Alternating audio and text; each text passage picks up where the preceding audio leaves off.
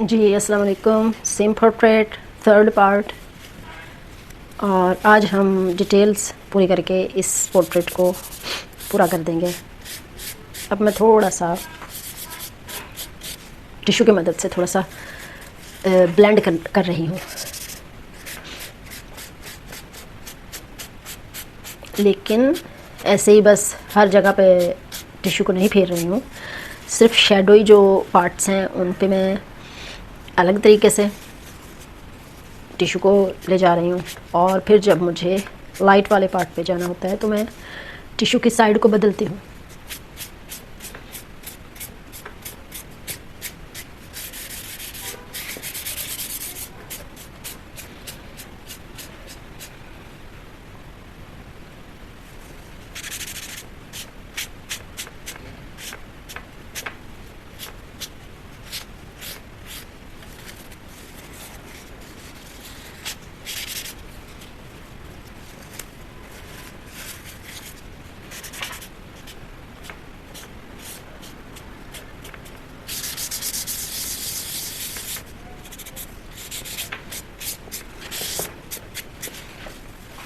हम यहाँ पे फीचर्स पे ज़्यादा फोकस रहेंगे आज।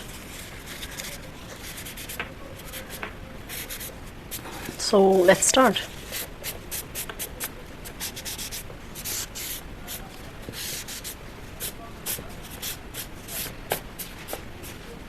ओके तो मैं आँखों से शुरू करने वाली हूँ। ओके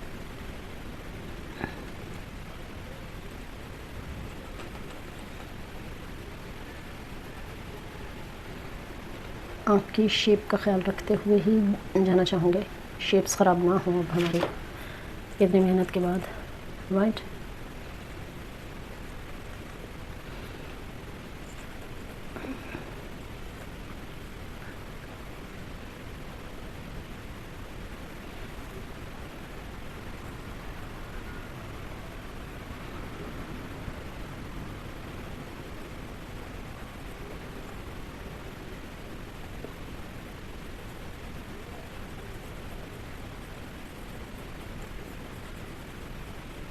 पर्सनली माइकल एंजेलो मेरे फेवरेट टीचर हैं, क्योंकि मैं स्कल्पटिंग भी करती हूँ तो मुझे बहुत ज़्यादा पसंद है, फैसिनेट करता है इनका काम, बहुत ज़्यादा पसंद है, यानी बहुत से भी ज़्यादा। जब भी एम्प्टी फील करती हूँ तो मैं इनका आर्ट निकालती हूँ और देखती हूँ, वीडियोस देखती हूँ, डिफरेंट आर्ट वर्क्स देखती हूँ, बहुत अच्छा फील होता है यार। देखिए मैं ब्लेंडर के साथ साथ साथ कोशिश करूँगी, क्योंकि लाइन ज़्यादा ना दिखें तो अच्छा है।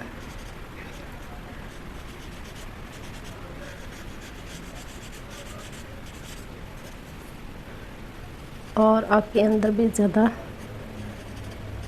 वाइट पार्ट्स नहीं, बल्कि शैडो है उस वाइट पार्ट में भी, वही मैं कोशिश कर रही हूँ कि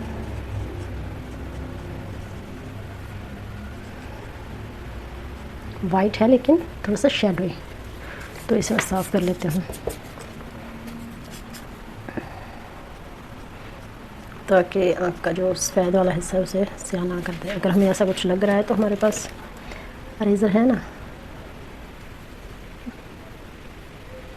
बहुत ही डिटेल और सब्र से करने वाला काम है ये। सब्र तो ज़रूरी है इसमें, आर्ट में सब्र बहुत ज़्यादा ज़रूरी होता है।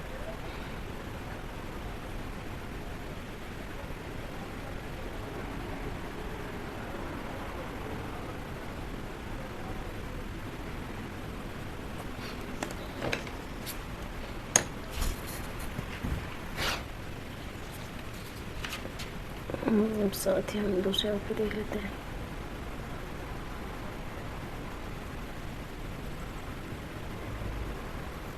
ओके मेजरमेंट अभी भी हम कर रहे हैं, करते जाएंगे। ये पोर्ट्रेट ख़त्म होने तक हम मेजरमेंट का ध्यान रखते ही जाएंगे। That's an important part of the process. Rough strokes दे रही हूँ। यार मैं बहुत आज़ाद होकर पोर्ट्रेट बनाती हूँ, जो भी हो, बस जहाँ पे लग रहा है कि कुछ रखना है या लग रहा है कि ऐसा दिख रहा है तो फिर मैं वैसा ही करती हूँ। क्यों? क्योंकि एक्सपेरिमेंट करना बहुत ज़रूरी है, ये जानने के लिए कि क्या मैं काम ठीक कर रही हूँ या नहीं। डर डर के तो नहीं कर सकती हूँ मैं, बहुत ही आज़ादी के साथ मैं स्ट्रोक्स ले रही हूँ यहाँ पे। एंड कोई ज़्यादा प्रॉब्लम तो नहीं है कि अगर ख़राब बन गई, कुछ हो गया तो यार आर्टिस्ट लोग फिर से बना सकते हैं, बार बार ट्राई करेंगे हम। ऑलराइट, पहली बात तो ये है कि अगर आप कुछ बना रहे हो और गौर से देख रहे हो तो कुछ ना कुछ बनेगा। ओके, सो बिला वजह डर डर के स्ट्रोक्स लगाने की ज़रूरत नहीं है। बस जो लग रहा है कि यहाँ पे होना चाहिए, यहाँ पे लाइन होनी चाहिए, यहाँ पे एंगल होना चाहिए, लगा दो ताकि समझ आए कि हम सही देख पाए हैं या नहीं। राइट,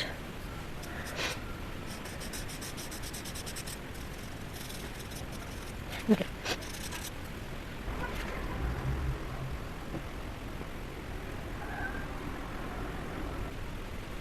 आर्ट का जो रिज़ल्ट होता है वो जैसा भी निकले, लेकिन प्रोसेस कम्प्लीटली इंजॉयबल होना चाहिए, कम्प्लीटली हमारी इन्वॉल्वमेंट होनी चाहिए उसमें। हमें प्रेजेंट में रहना सीखना होगा, क्योंकि हम आर्ट को सिर्फ ये नहीं कर रहे कि जी कोई तस्वीर मिली है हमने उसे रिजेंबल करना है और हम कामयाब हो गए। ना हुआ। अगर हम आर्ट में इन्वॉल्व हैं, किसी प्रोसेस को हम जारी रखे हुए हैं, तो इसका मतलब है कि हमें उस प्रोसेस को अपनाना होता है, हमें बहुत अच्छे से इन्वॉल्वमेंट दिखाना होती है। ओके, सिर्फ तस्वीर बनाना या रिजेंबल कर देना काफ़ी नहीं होता है, उससे हमें मेंटली फ़ायदा उठाना बहुत ज़रूरी होता है। किसी भी आर्ट से हमें हर दफ़ा अच्छा फ़ील होना चाहिए, ताकि जो है हर आर्ट पीस हमें कुछ ना कुछ दे। जैसे हम उसे टाइम दे रहे हैं तो वो भी बदले में हमें हेल्थ दे। हमें ये वाला जो है पार्ट यहाँ तक है। Okay, let's do some strokes here. Okay,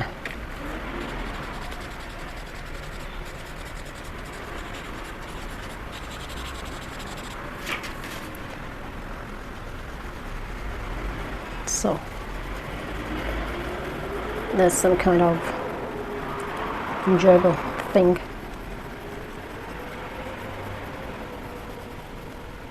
इसके बिल्कुल नीचे वो पे शेडोई जो हिस्सा है उससे थोड़ा सा समझना ज़्यादा यार मुश्किल हो जाता है। What we will do of course। इसके बिल्कुल नीचे तक है माउथ, लेकिन आया ना हो तो ज़्यादा ठीक है, यानी ऐसे आगे जाके इमर्ज हो जाए ये इस पूरे हिस्से में। अलग अलग नहीं दिखाने हैं हमें होंठ और ये, यानी हमें बिल्कुल भी हमें लाइंस नहीं दिखाने हैं। बहुत ही गलत हो जाएगा अगर लाइंस दिखें तो।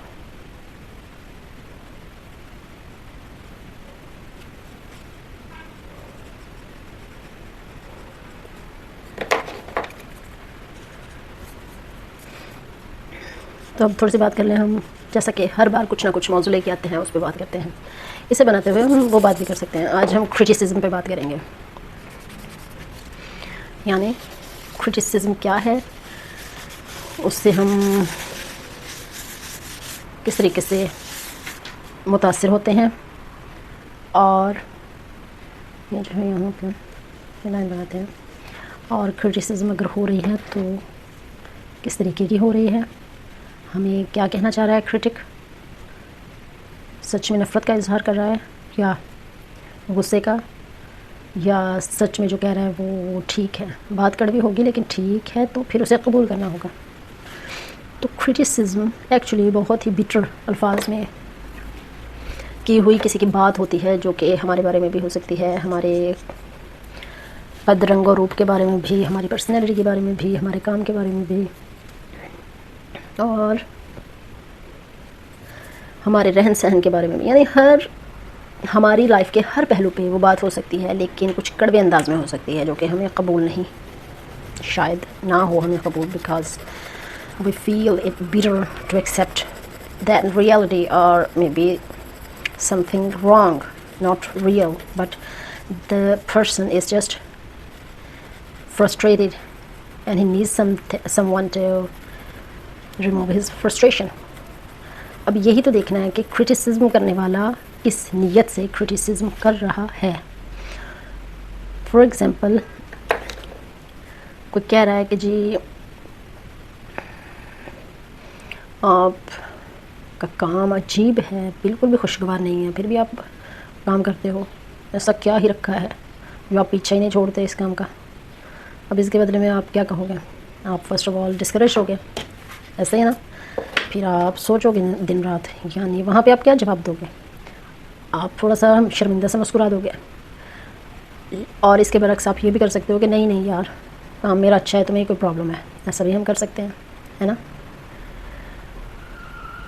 और अगर उसने सच कहा है तो वहाँ पे हमारा क्या रवैया होना चाहिए? अगर कोई सच में हमारी गलतियाँ पॉइंट आउट कर रहा है लेकिन बहुत ही करख्त अंदाज में, बहुत ही अनएक्सेप्टेबल अंदाज में, तो क्या करेंगे?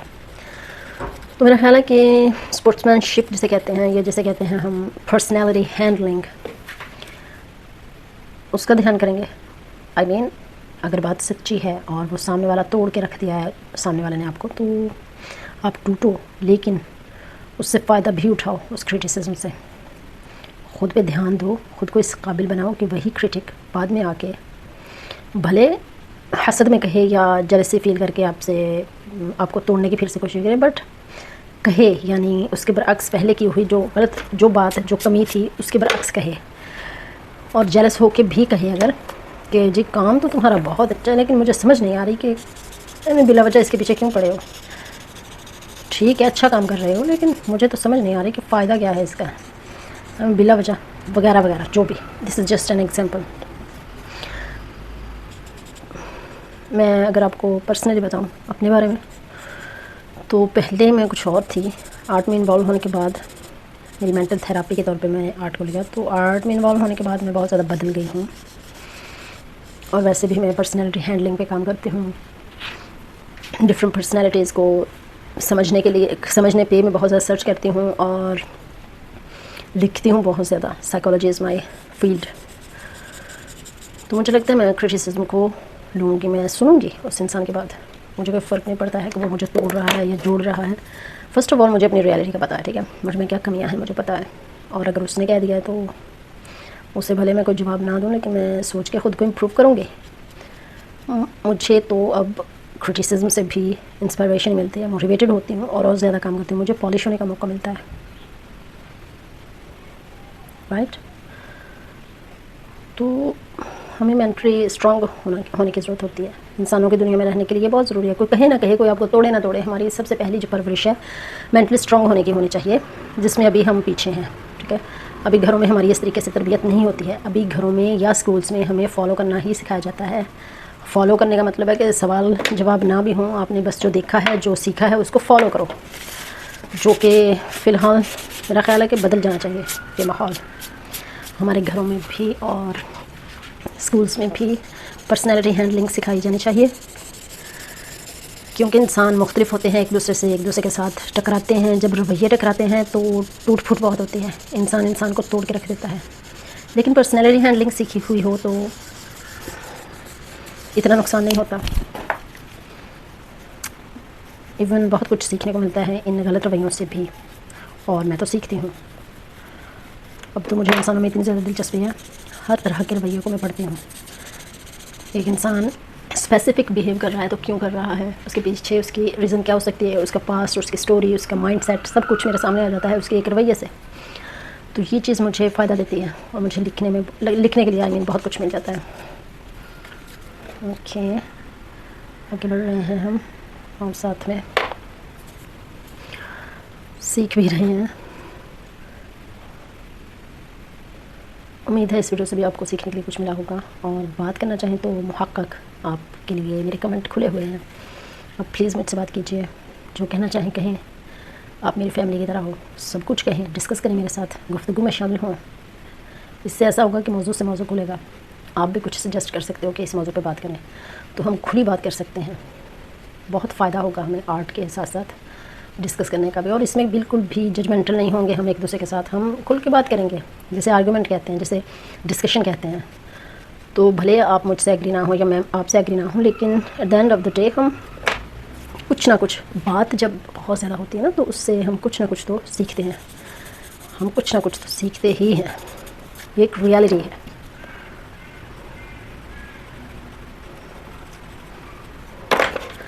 तो रिलेशंस या कड़वे बिहेवियर ख़तरनाक नहीं है जब तक कि आप उसे ख़तरनाक ना समझो। आपका माइंड कितना स्ट्रांग है, आप रिएक्ट करते हो या आप रिस्पॉन्स करते हो, इस पर डिपेंड करता है। आपने कितना फ़ील किया है सामने वाले के रवैये को, इस पर डिपेंड करता है। तो आप मुझे बताओ आप किस लेवल पे हो पर्सनैलिटी हैंडलिंग के। पर्सनैलिटी तो हमें खुद ही अपनी पर्सनैलिटी खुद हमें हैंडल करना पड़ती है। आई थिंक शिकायत करने की बजाय कि उसने फ़लाँ ने मुझे ये कहा और मेरा दिल तोड़ दिया, फ़लाँ ने मेरे काम पे इतने नक्स निकाले और मैं टूट फूट गई, इन सब बातों का टाइम नहीं रहा। आई थिंक अब थोड़ा सा आगे बढ़ने की ज़रूरत है, ख़ुद को संभालने की ज़रूरत है। जब हम खुद को संभालना सीख जाते हैं तो ऑब्वियसली हमें दूसरों की भी समझ आना शुरू हो जाती है। जब दूसरों की समझ आ जाए तो काम बहुत ही ज़्यादा ईजी हो जाता है, बिलीव मी। या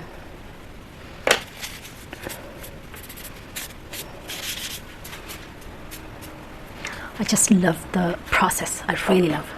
यानी हम जैसे जैसे आगे बढ़ रहे हैं, कितने अच्छे तरीके से यहाँ हो रही है। I love the process.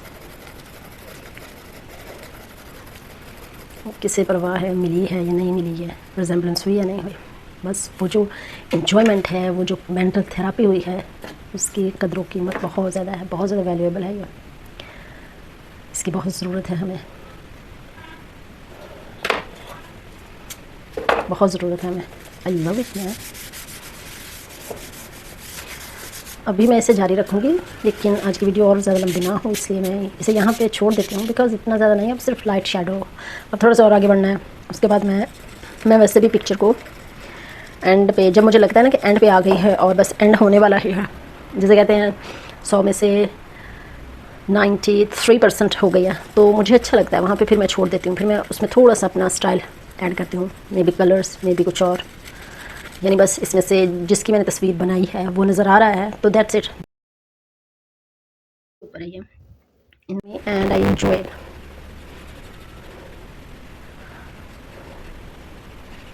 Yes, I love it.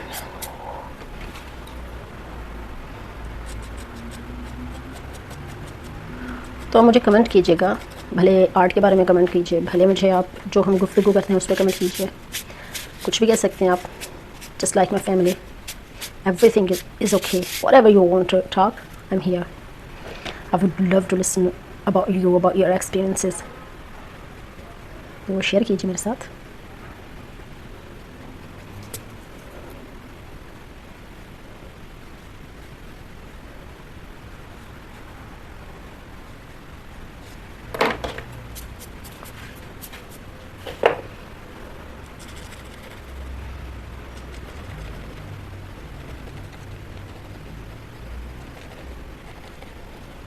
आज के लिए इतना ही, अगली वीडियो में मैं कोई और तस्वीर के साथ आऊँगी।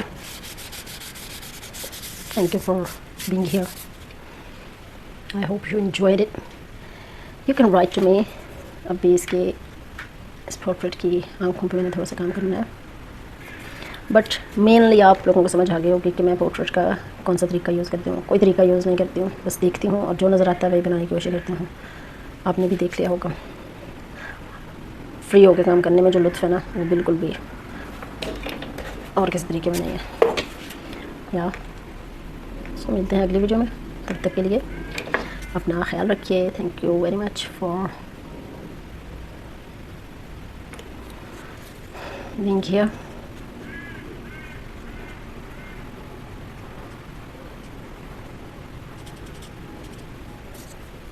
Thank you so very much.